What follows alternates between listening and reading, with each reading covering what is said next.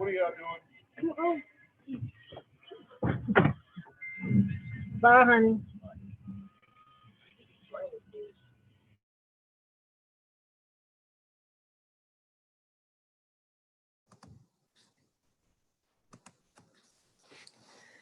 Good afternoon, everyone. I am Ashley Appling. I'm an extension agent in Culpeper County office, also serving Culpeper, Madison, and Orange counties.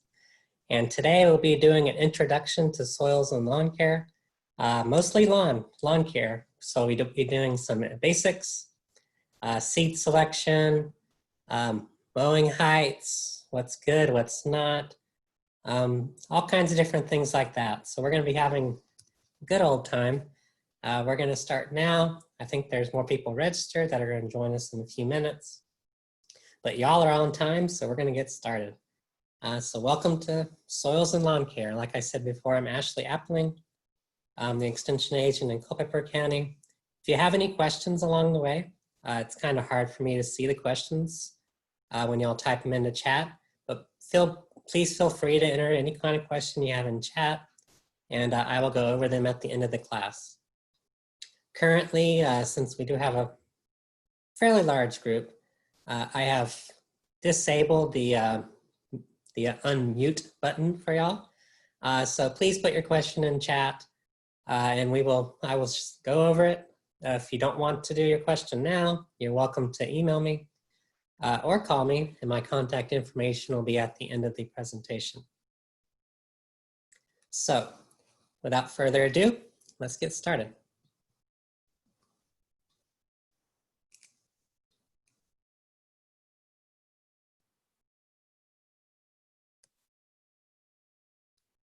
Okay, so turf grasses in Virginia. What kind of grasses are good grasses for our area?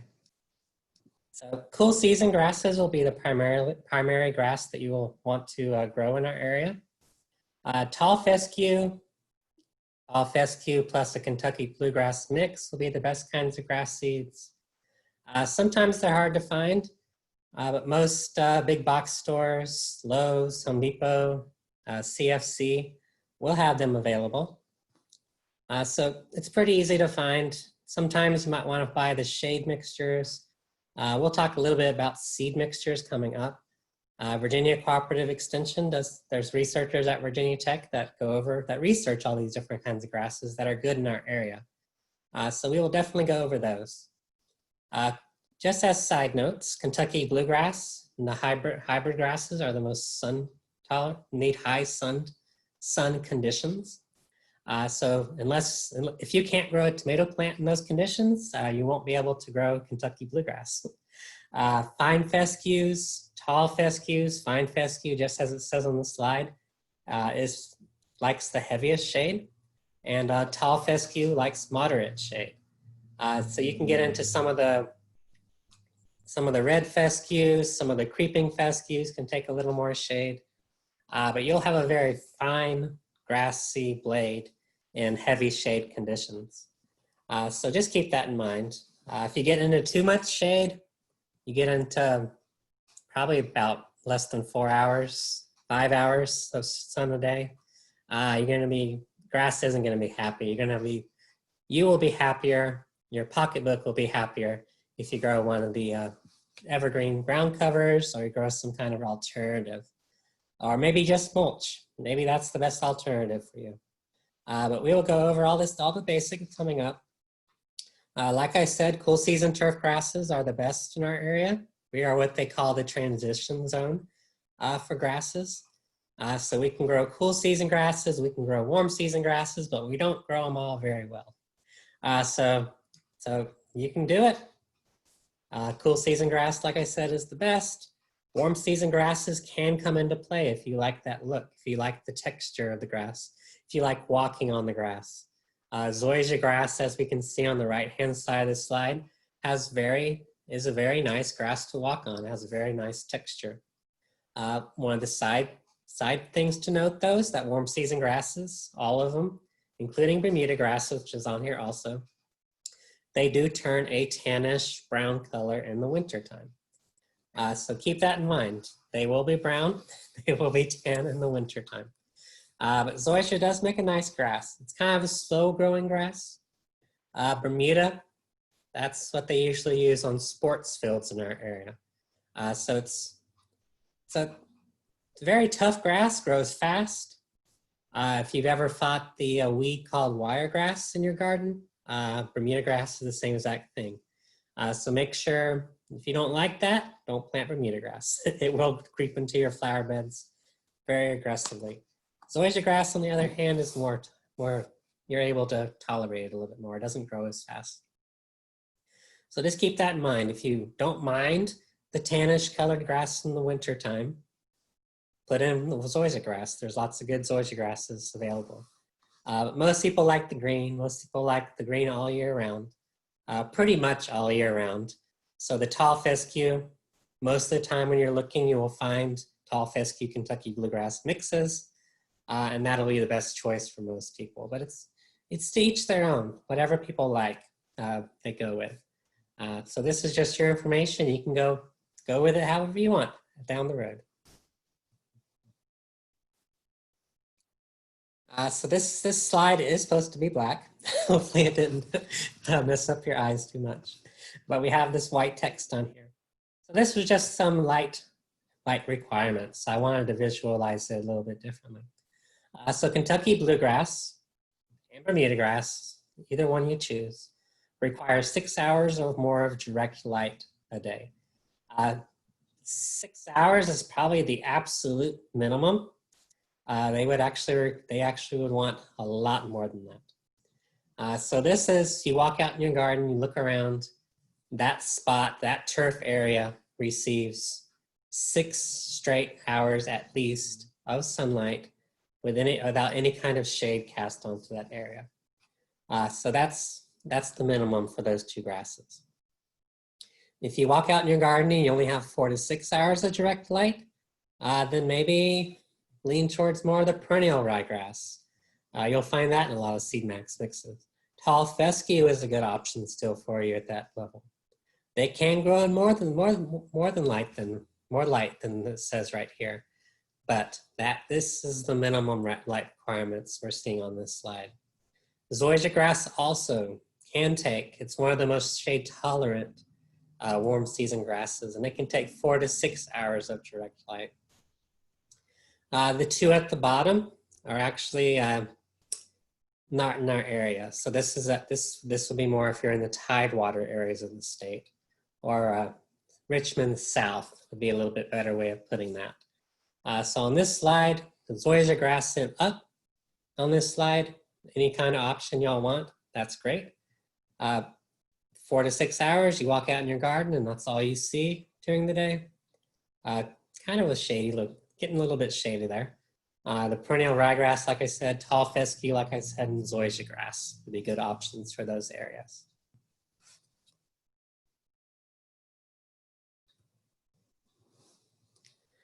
So putting the genetics to work for you. So this slide right here comes from Dr. Mike Goatley down at Virginia Tech. He shared this slide with us, and I love the visualization that this slide shows. So we have the different turf grass colors here, as you can see. So the thing I love best about this is that there's no fertilization difference between these bluegrass varieties. But you can see a much darker grass in the bottom left-hand corner of the slide. You can see a lighter green, some more dark mixed in on the far left-hand side, then 2 dark green patches in the back. No fertilization differences. This is all genetics, which is, I just think it's absolutely amazing that this is genetics doing this right here. So you can do your research. Some of the varieties are harder to find, but you can find a color that works for you. And you don't have to over-fertilize. The grass's genetics are doing all the work for you in this case. Just love that slide. I just like the comparison between all those grasses.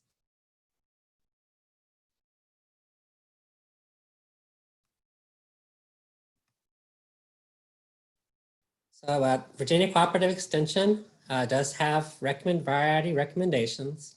They are published on a 2-year rotation The current one you'll find on the Virginia Cooperative Extension website is the 2019 to 2020 Virginia turf grass variety recommendations. These grasses, as the description says, when you look at the publication, are tested at the Virginia Tech campus in Blacksburg, Virginia. They are also tested down at the Hampton Roads AREC near Virginia Beach and at the University of Maryland Research Center. So these turf grasses, as you can imagine, have been tested through a lot of different environments.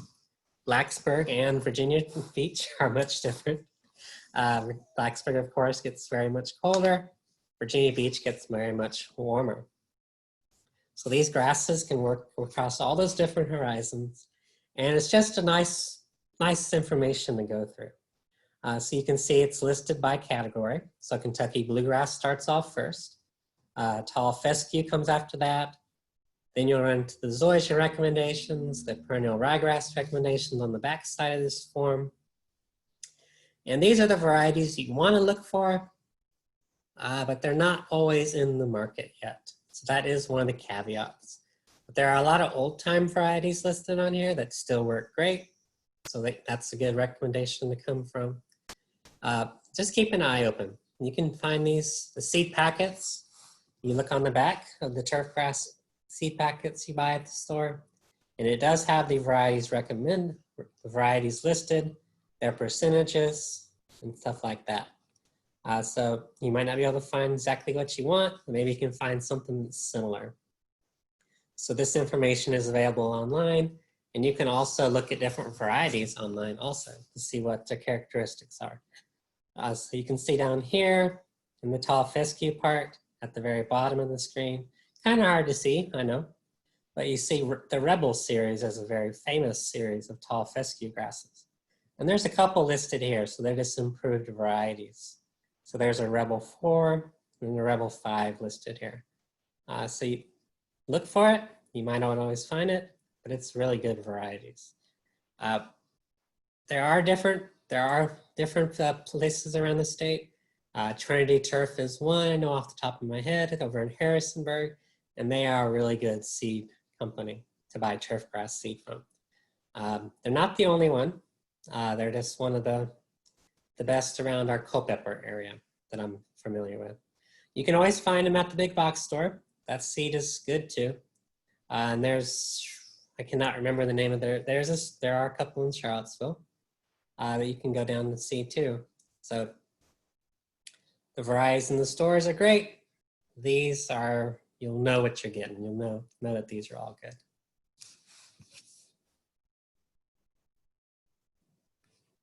So mowing heights. Let's go on a little bit further.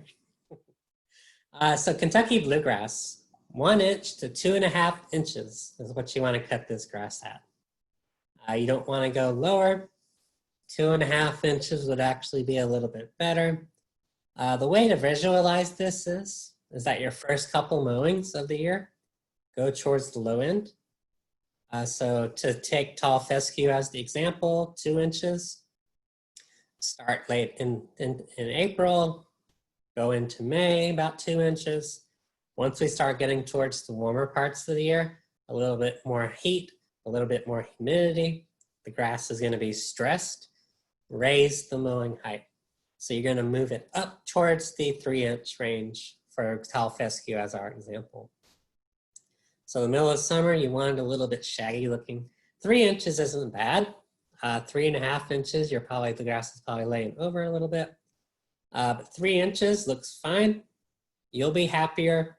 Your grass will be greener. Your neighbors will be asking you why your grass is so green and theirs isn't, especially if they are constantly cutting their grass short. If they're cutting it 2 inches or below. So that is a possibility. It could be. A lot of folks do that. So your grass will be happier. You'll be happier looking at it. And it'll actually be a little bit greener, even in the heat of summer if you mow it on the high side.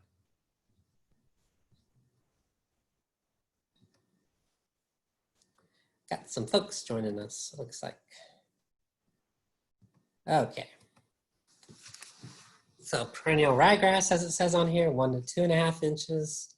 Everything below perennial ryegrass at 1 and 2.5 inches. Bermuda and zoysia, both of the good warm season grasses around our area. Both of those would be 1 to 2.5 inches mow height. So same rule of thumb with them. They want to be a little bit higher when we're in the middle of the heat of summer too. So late June, July, August, 2.5 inches would be better for those grasses also. 3 inches if you're growing tall fescue. If you're growing the blend of tall fescue and Kentucky bluegrass, like we were talking about earlier, go towards the 3 inches, just to make everything a little bit happier. Go towards the 3 inches for even with that mix. And of course, this little reel mower popped up on our screen. That's for mowing heights less than 1 inch. So that's actually when you'll be doing more of a golfing green, putting green. You never know, some folks might have putting greens in their backyard. But that gives you the best cut. The rotary mowers, the mulching mowers, the ones that everyone's always familiar with, they don't really cut very well below 1 inch. So if you want to go below that, you want to have a little putting green, a reel mower is what you'd have to use.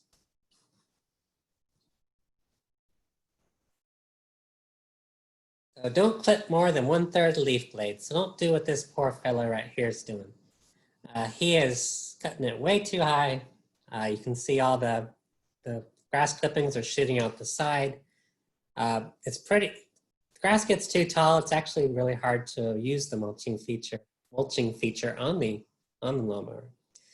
So you can see this grass is too high. He's really working hard. He's stressing himself out. If you look all around the areas he's cut, there's big old clumps everywhere. Those clumps don't break down very well. So if you ever have to run into this situation, make sure you get your rake out and break up those clumps because you can actually kill the grass under there if those clumps are too big. So make sure you're not clipping more than 1/3 a leaf blade at any mowing event. Sometimes this can mean mowing once a week. Very fast growing varieties like Bermuda grass in the middle of summertime, especially if we're getting adequate rainfall that year, could mean you have to mow it twice a week. So just keep that in mind. Bermuda grass is a little more maintenance. It actually likes a little more fertilizer than some of the other grasses. Kentucky bluegrass, as our cool season example here, also likes more fertilizer. So if you don't want to fertilize a lot, you don't want to mow a lot, go towards the tall fescues, go towards the zoysias, a little bit better grass selections in that case. And we don't really want to because of the environmental concerns also. We don't really want to have to fertilize a lot. And then depending on where you're living, you can't fertilize a lot. So keep that in mind too. If you're cutting your grass at the right mowing height, you're using the mulching feature on your mower. The mulching feature on your mower is very useful. We'll get a slide coming up. It actually can lend itself. It can be part of your nitrogen requirement for your grass during the year. So keep that in mind. It works great. Don't bag your grass clippings and throw them into the landfill or burn them. Mulch them, use the mulching feature on your mower, return it back to the grass, and your grass will be happier and healthier for that.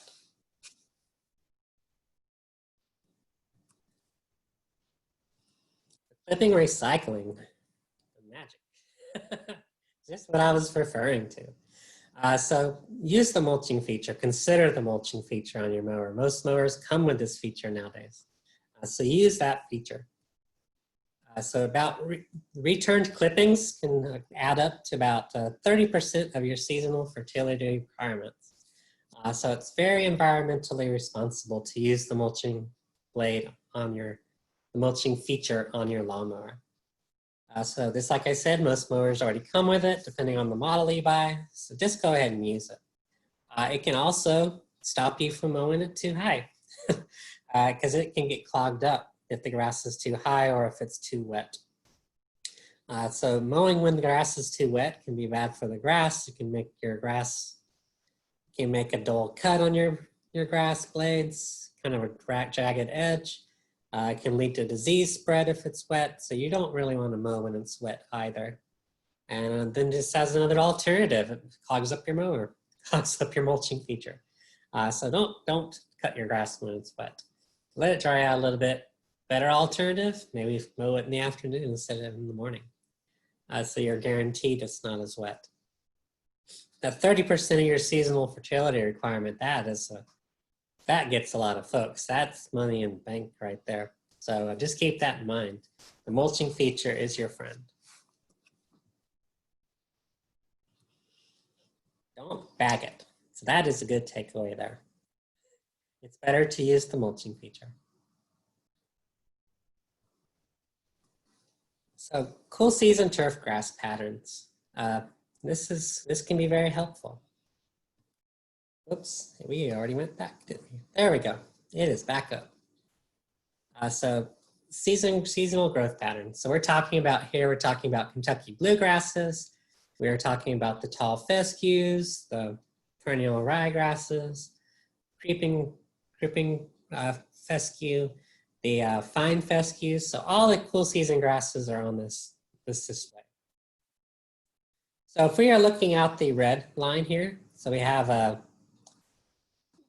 high growth rate or carbohydrate rate on the left-hand side, medium rate of both of those, and then a low rate. So then we have these seasons at the bottom of our graph. So winter to winter with summer in the middle. So our red line here is the shoot growth. So we can see that the shoot growth, if we start, we're going to start in winter on the left-hand side of the graph. So the shoot growth, not much is going on in the winter time. It starts going up as the temperature increases. In spring, early spring, by late early spring, it's going to shoot through the roof. So depending on the time of the year, this year everything was early. So March, mid-March into April, it's going to start going fast. So you can see about mid-spring, cool season grasses doing their thing. They are happy. At the same time, though, we can see our dotted dashed line with the yellow squares. The root growth kind of optimizes. That's the most root growth you're going to have about middle of early spring. Shoot growth goes up. Root growth is decreasing. So by middle of summer, root growth is pretty bad. So that's why tall fescues get so stressed out in the middle of summertime. Their roots are literally dying in the middle of summer, as their carbohydrate reserves, as you can see by the green dashed line with the green triangles, if I can talk today, they are going down. So by midsummer, cool season grasses don't have a lot of energy reserves and carbohydrates, and they don't have a lot of roots. So that's why they don't really like our warm summers, and they're not going to be growing too much in the warm summers. You can see the shoot growth kind of bottoms out in the middle of summertime too. So cool season grasses really aren't doing anything. So as it comes into fall, root growth goes up real quick. You're going to have the most roots you're going to have for most of the year. Carbohydrate reserves start going back up. Shoot growth starts going back up. And this is why fall is what we recommend as the prime fertilization and liming time of year. So fall, also seeding. You can also seed new turf grasses or overseed turf grasses at that time. So fall is the best. That's why we call it the primary window. And the secondary window, you can still fertilize. It's not real great to do it then. If you miss the fall fertilization window, you miss putting lime down in the fall, early spring is okay, but it's much better for the grass if you do all that work in fall. So you can also aerate in fall too. So put everything together. Don't do anything right now. Wait till fall. If you absolutely have to do it, you can, but you're going to be struggling through summer if you try to establish your cool season grasses in the springtime. So wait till fall if you can. I know it's not a perfect world, so it doesn't always work out that way. But that's the best time in general to do those things. So the maintenance calendar, this is a publication that Virginia Cooperative Extension also has for cool season turf grasses. So you can see seeding, March through May, pre-emergent herbicides. We will talk a little bit more about that coming up. Post-emergent herbicides are listed on here. So it goes through all the details in this publication. The optimal time of the year has the red boxes, the little red boxes highlighted on it. So you can see the big X's for seeding are in the fall. The little X's mean you can still do it, but it's not great to do it then. But it's still an option. So you can see fall, all the little red boxes are primarily in fall. So that's the best time of the year. We still have to do pre-emergence. We'll talk a little bit about crabgrass coming up in a few minutes. You can, that's the big push. That's really why you want to do the pre-emergent herbicides. Post-emergent herbicides, there'll be weeds popping up all year. So that's why those have red boxes around them too. So fall. If you haven't already gotten that from this talk, fall is when you want to do most of these actions with cool season grasses. So what are you actually managing? So let's see here. So figuring out how much you already have. So you have to do it within length times width. Maybe you have a very odd little area. So you're gonna have to do to make your grassy area into different sections. So maybe a square on the top, you got a squarish looking area, you got round looking areas, you can add all this up. Anyway, you can figure out how to do this. Of course, there's apps on iPhones, there's apps on Android devices, but just figure out how much area you actually have. So this way you can calculate how much grass seed you'll need, how much sod you might have to put down. And then you can add up how much fertilizer it's going to take for that area. And you can also calculate how much lime. So calculating how much area you have is very handy and important too, to know what you got.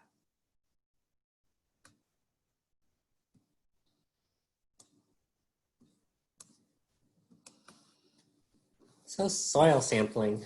Soil testing, very important, whether you're growing turf grass or any other kind of plant. So you can take your soil test. You can get a soil testing kit through any Virginia Cooperative Extension office.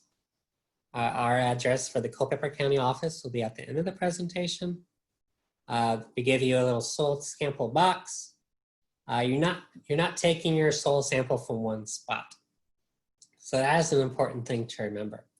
So you're taking samples with a trowel, a shovel, or a spade, whatever you got on hand. You get a 5-gallon bucket. You're going to take what we call 10 sub-samples. So you're going to walk randomly around your property, around the area where you're going to put your grass. Zigzag kind of pattern, 10 random spots. You're going to take up a clump of soil. As you can see at the bottom of this slide, 2 to 4 inches is what's recommended for lawns. You're going to take that sample, throw it in your 5-gallon bucket, all the way up until your 10th sample. And then you're going to mix it up the best you can in that 5-gallon bucket. Take out all the roots that you can reasonably. Take out the sticks, take out the rocks, mix it up as best you can. Then you're going to take a representative sample and put it in the soil sample box. And then that is what you're going to mail off to the Virginia Tech Soil Testing Laboratory in Blacksburg, and they will send you a report, which we'll see a sample report on the next couple slides. So it's very, very handy. For homeowners, it's $10. If you live in the Culpeper County area, our local soil and water conservation district is actually providing vouchers for the soil testing right now. So it will be free to you except for shipping. So that we are covering that $10 cost. The Soil and Water Conservation District is covering that cost for you currently. All you have to do is come to our office. I know up and down, some of our offices are still locked. But if you want to come to the Culpeper County office, just call ahead. We will be happy to give you a soil testing kit. So areas to avoid. Don't sample in low wet spots. Don't sample in spots that are constantly wet. Don't sample in the area borders. So this would be an example of a transition from a lawn to a garden bed. So you could have a lot of overlap. You could have fertilizer overlap there, so you could throw off the test. Don't sample in ditch banks, because that could throw off the test. Old brush piles, that can be a real big consideration. That can just throw off your sample. Burn sites especially, they could be higher pH than the surrounding area. So we haven't really talked about what pH is yet. pH is the scale, the scale starts at 7, so 7 is neutral. If you're less than 7, then your soil is acidic. If you're higher than 7, it's what we call basic. So most of our soils around our area, 5.2, 5, 6, maybe low 6s, but that's probably your area, your site has been managed in the past. So lime has been put down. And the area I'm talking about is Culpeper. So if you live beyond Culpeper, of course, then you might be a little different. If you live in the valley, if you live in Shenandoah Valley, yes.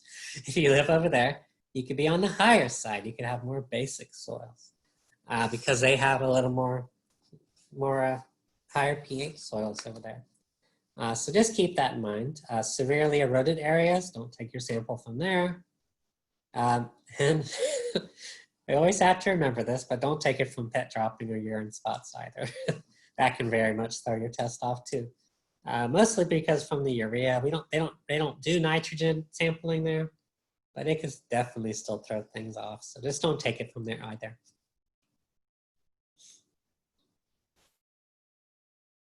So what if you have, so walking your property, know what you got. So is it all flat? Then maybe you could take one sample, send off one sample to the testing lab. If you have more of a slope, you'd want to take a sample from the upper land area. You take a sample from the middle area, the sloping land, and then you take another sample from the bottom land. So this would be 3 separate boxes. So you're taking 10 subsamples from the upper level upland. You're taking 10 subsamples from the sloping land, taking 10 subsamples from the bottom land. And you're mixing up the level upland soils into one box. You're mixing the sloping land area into one sample box. And you're putting in a representative of the bottom land into a third box. And you're sending off 3 separate samples. One good way of thinking about this is all the turf grass in your front yard, as long as it's all flat, that can be one sample. The turf grass in your backyard could be a separate sample because the soil could be different. So whatever works for your site is very important to do. Just keep that in mind. It all depends on what your site looks like, depending on how many samples you're going to send off.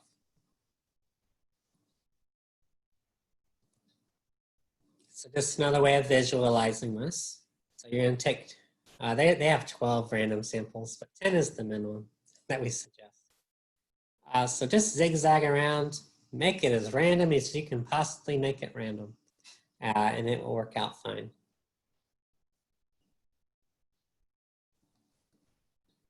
If you really want to go into the depths of what your soils are, the Web Soil Survey is a product of the NRCS through the USDA program. You can go onto their homepage. There's a big green start button when you log on to the site. You click on that, enter your address into the page, and it will bring up. You have to draw this. So we're looking at James Madison's Montpelier here. You have to draw this grid around it. But once you get this grid formed on the map, you click on it, and it will bring up all the different soil types that are on that property. So we're looking at an overhead view of James Madison's Montpelier here down orange. If you're familiar with this, mouse is very touchy. Route 20 is on the top side, so we can see Route 20 right here. You drive down the main property. This is actually a horse track. Then the visitor center is right here. Visitor center parking lot also. The formal garden, if you look real close, is right here. And the actual house that James Madison lived in was right here. So you can see all the different soils here. There's tons of different soils. The Davidson soil is this one right here. That's a real good clay soil along this area. And it's mostly in the formal garden.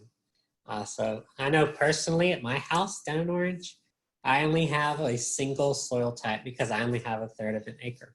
So, and I actually have a Tatum soil, Tatum clay loam, which is a good soil. That works great. So if you want to get real in depth, you want to get geeky about it, go onto this site. You can learn all kinds of different things.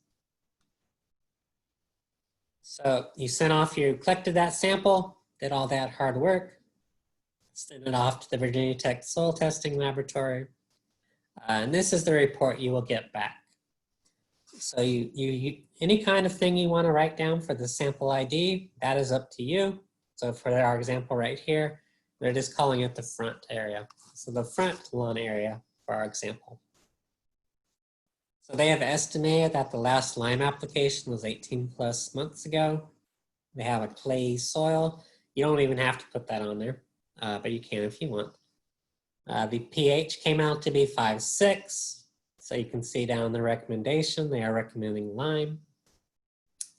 So they are recommending agricultural limestone. So why is that? So we look up here, magnesium is high. So if the magnesium was on the low side, they would actually recommend dolomitic limestone. So you'll see that the different products sold at the stores, depending on if it's called agricultural lime, ag lime is the shorthand for that, or it'll be called dolomitic limestone. They'll be separate products.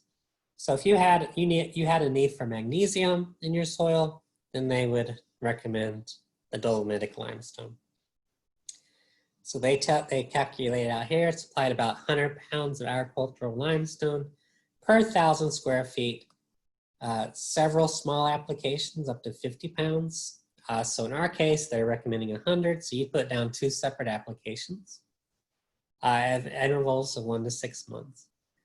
So put down a fall application, maybe put down that we saw the secondary window before was the early spring. Maybe 1 application in fall, 1 application in the spring of the next year. It'd be fine. So that's that for lime, if we want to say it that way. The sample actually came back with low phosphorus. So we see this L here. So P is phosphorus. Sorry about that, guys. Potassium is K. Calcium is Ca. Magnesium is Mg. And that's really all the report's going to tell you. The micronutrients, the zinc, the manganese, copper, iron, and boron in our clay soils around our area, they are usually sufficient. They won't be low unless something really weird's going on your property. Boron does come back every once in a while, mostly when you're growing vegetables or fruit as a requirement. But most of the time it's not required. The organic matter, the percentage is actually very high on the sample, 10.3. So they don't always test for that. You have to pay an extra fee if you want to test for that. And then the fertilization recommendation, depending on your test results, they tell you right here, a 1 to 1 to 1. So this would be 10, 10, 10 as an example. And they're saying that right here. So according to the instructions on the enclosed lawn fertilization. So there's going to be separate notes about this. We'll see it on the next couple slides, but you can also call up your extension office and they can walk you through this report too, if you don't understand anything. This is what it'll come back from when you get it. So I just wanted to go over this so everyone's on the same page.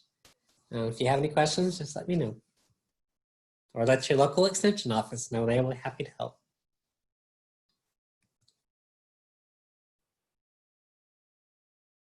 So a little bit about pH. The nutrient availability is the big thing with pH. So you'll see the optimal pH range at the very bottom of the screen is pH of 6.2 up to 7.3. And most crops you can grow pretty well in that zone. You can grow the grasses, you can grow the vegetables, the fruits, anything you want to grow, ornamentals, plants would grow great in this range. And you'll see right here in this green box that about all the nutrients we talked about on that soil testing report are pretty much available in that range. So nitrogen starting off here, all the way down to molybdenum, which is always funny to say, I think. But in this range, everything's available. So that's why it's really important to have your soil in that range. So if you want to raise it, just like we saw in the test report, you add lime, that raises the pH. If you run into the odd situation where you need to lower your pH in our area, you can put down the one of the sulfur products. They'll call it ag sulfur, elemental sulfur at the store, something like that. Aluminum sulfate, you want to stay away from that unless you're growing hydrangeas, because a lot of plants can't take that aluminum in the soil. So aluminum can become toxic. Hydrangeas, we add aluminum sulfate to enrich the blue color in the flowers. That's the French hydrangeas that bloom in the late spring. But if you're growing grasses, stay away from that. Use one of the elemental sulfur products at the store.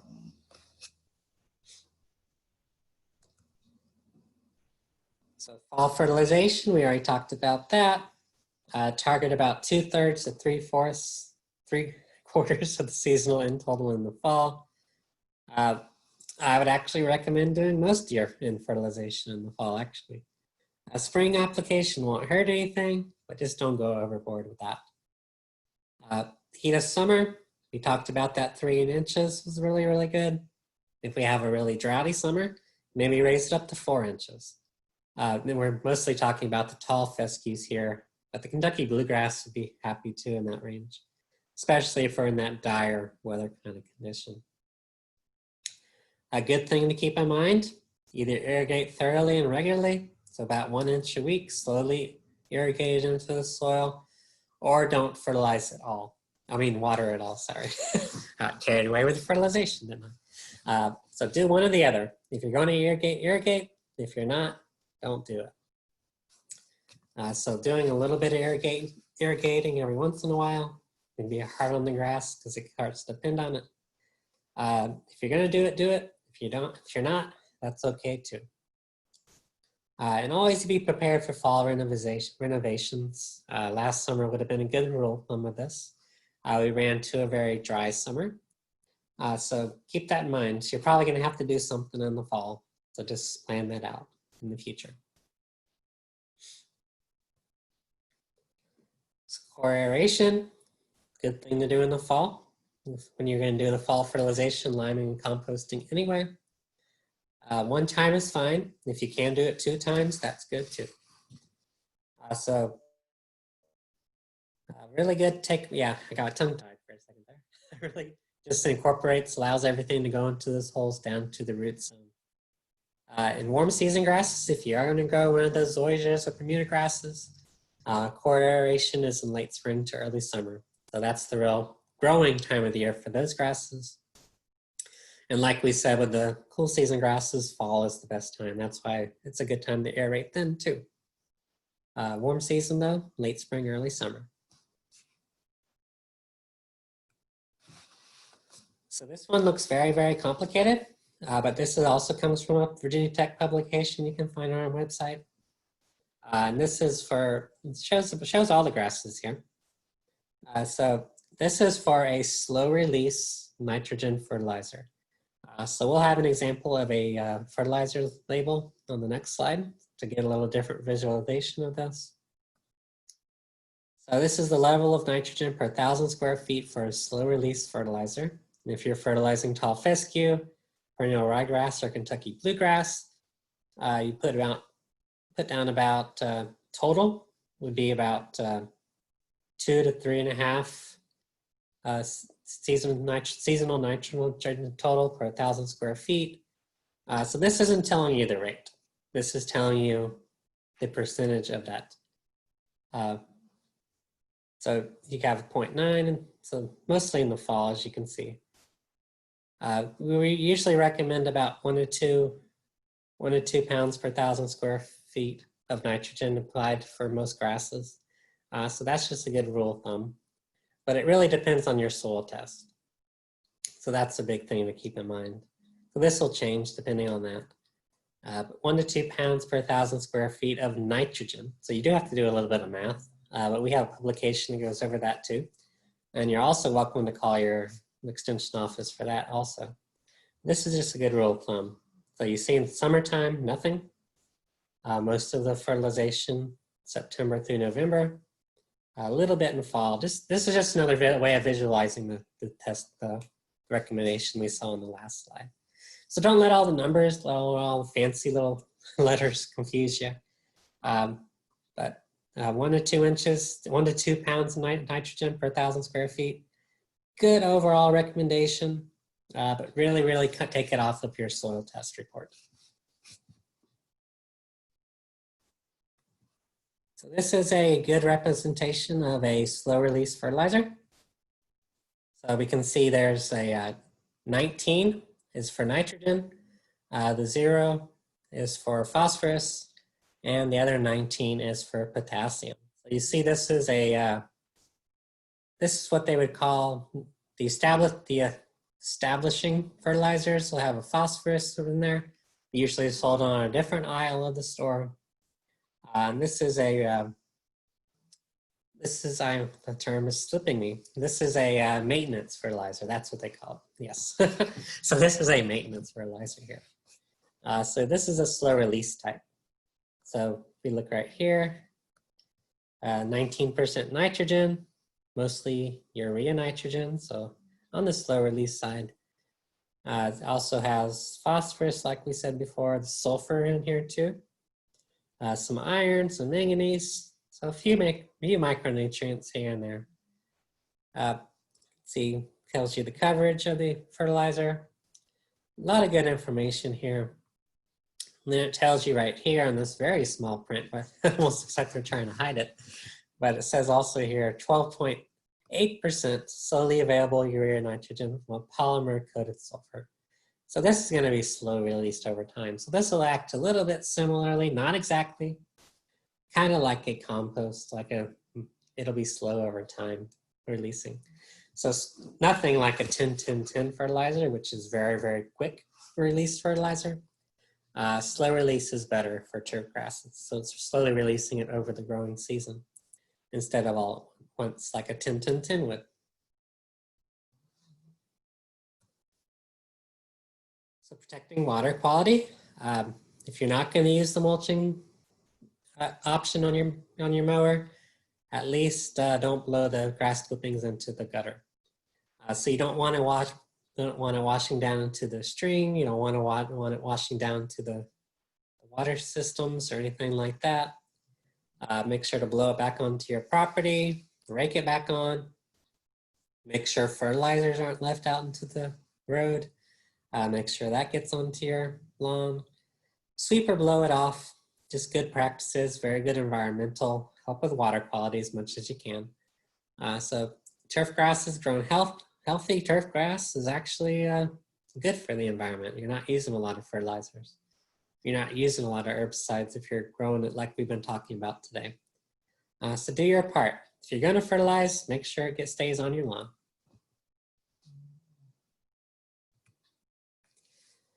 Other water quality things to keep in mind. If you do have any kind of ponds around your area, you have any kind of waterways on your property, make sure a good thing to keep in mind is to put in a buffer zone. So this could just be a tall grassy area. Maybe you only mow down once or twice a year. This could be an area maybe you landscape, but you want some kind of buffer zone along your water area.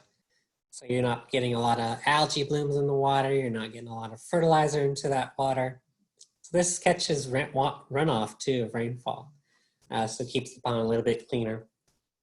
And Dr. Gutley really likes this, and I like it too. This little quote, Florida defines this as the ring of responsibility. So I think that's a good term to keep this in mind with.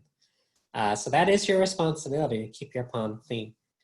So also, if you have a real problem with Canadian geese, they don't really like walking through a high cut buffer zone. So you could keep them away from your pond too. So all kinds of different things to keep in mind. Different side benefits in that case. So a little bit about pest management, so mostly weeds. So weed control, just keep in mind a dense, healthy lawn kills far more weeds than any chemical option. So mostly herbicides we're talking about there, of course. But a healthy, dense lawn, You don't have to kill all the weeds in your lawn. Having some clover in your lawn is great. I like walking on clover, and clover in your lawn is not a problem. Also, it adds a little bit of nitrogen to your lawn, so that's always a good thing too. Just depends on you. If you like a little bit of clover, keep that clover in there. I like it, so it's easy to each their own.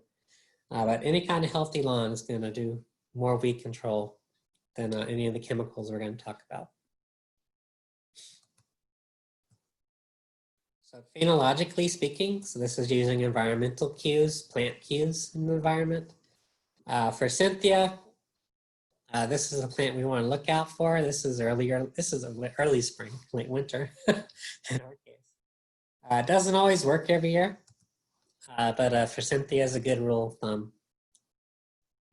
So for Cynthia's in bloom, go ahead and put down a pre-emergent herbicide for crabgrass.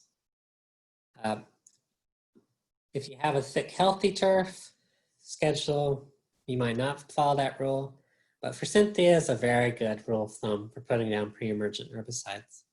And then it's a good rule of thumb also to schedule a second application of the pre-emergent herbicide about 6 to 8 weeks later. So hopefully you'll get most of the crabgrass seeds with that first application. And then goosegrass likes to come in after that, which kind of looks like crabgrass. And you can get goosegrass with the same pre-emergent herbicide when you do that second application about 6 to 8 weeks later.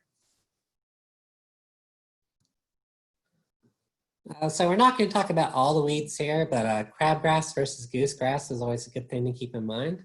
So crabgrass germinates when the soil temperatures reach a consistent 55 degrees Fahrenheit. So that's why usually keeping an eye on for Cynthia is a good rule of thumb. The leaves are rolled in the bud.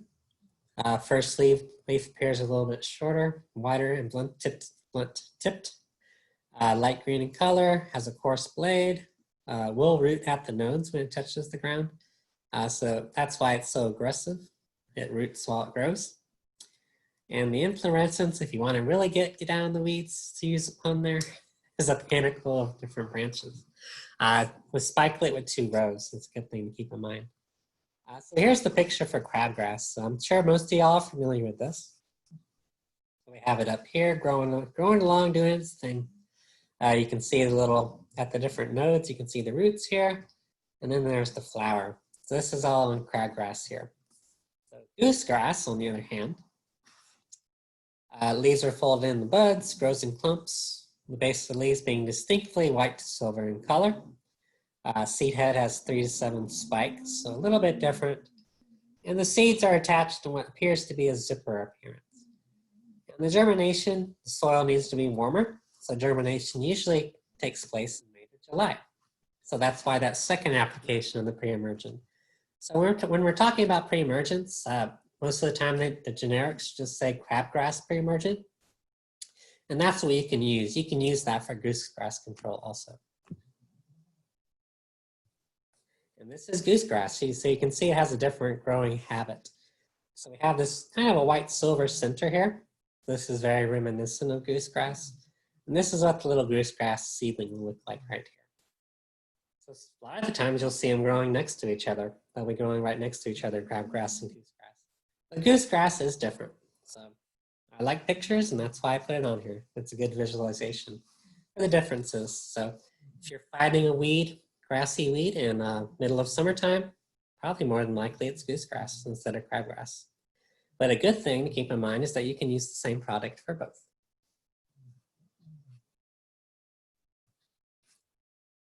So you can look at these, most of these chemicals are on the pre-emergent, the bag that says crabgrass pre-emergent, it will have one of those chemicals listed on the top. So particularly the top 2, so those will be that will be the term. This is the active ingredient, so this will be what you'll see on the bag. Standalones, these herbicides also you might find here and there. So these will be in the small print on the bag, but they'll be on there in some kind of combination when you're buying a pre-emergent herbicide. And we are very, very close to 6:30, so we did pretty good today. And that was we talked about a little bit of everything. So that was intended to be an intro to turfgrass. So if you have any questions at this time, go ahead and type them in the chat. And I'm happy to answer them now. If you don't want to put your question in now, you're also feel free to either call me, email me, come to the office. We are there, just call ahead. And yeah, if you have any questions, go ahead and ask them now.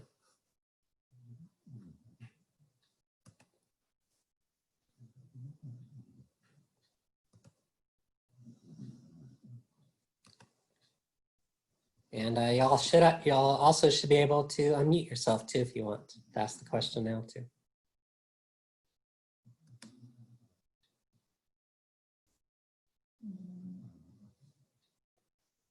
You're very welcome.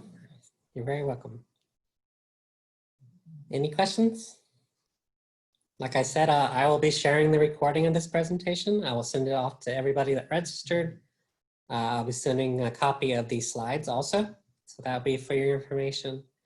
And a link to some of the publications we were talking about too. Oh, you're welcome too. Great to have y'all here today.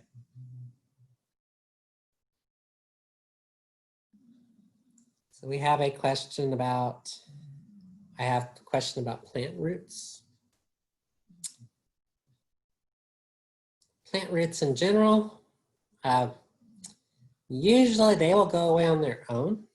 It will take a long time, especially if they're not growing any new shoots anymore. But constantly mowing them back and cutting them back, any kind of new growth that occurs on them, will kill plant roots over time. It will not be an instant process though. It is going to take time to get rid of roots, especially if they're sending out new shoots all the time. And hopefully that answered your question. I'm not quite sure. Let me know if it didn't. Oh, you're welcome. Always welcome. Thank you. Oh, yeah, the small elm tree. Okay. Yeah, the best thing to do is keep on cutting back the elm shoots that come up. And that's the only option you have if you don't want to use herbicides, just to keep doing that. It will work. Just can take a lot of time. It even works for bamboo, but bamboos can be very aggressive too. But constantly cutting back those shoots as soon as you see them is really important. And that'll get rid of the roots eventually. Oh, you're welcome too. Thank you. Thank you all for attending. Any other questions? Oh, you're welcome.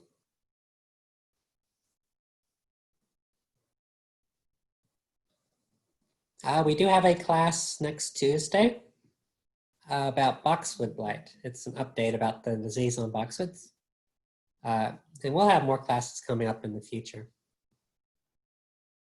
But that'll be it for May right now. Oh, you're welcome too. Yep, thanks for attending, y'all. I'm going to sign off now. If you have any other questions, just email me, call me, whatever you want to do. Y'all are all very much welcome. Thank you for attending today.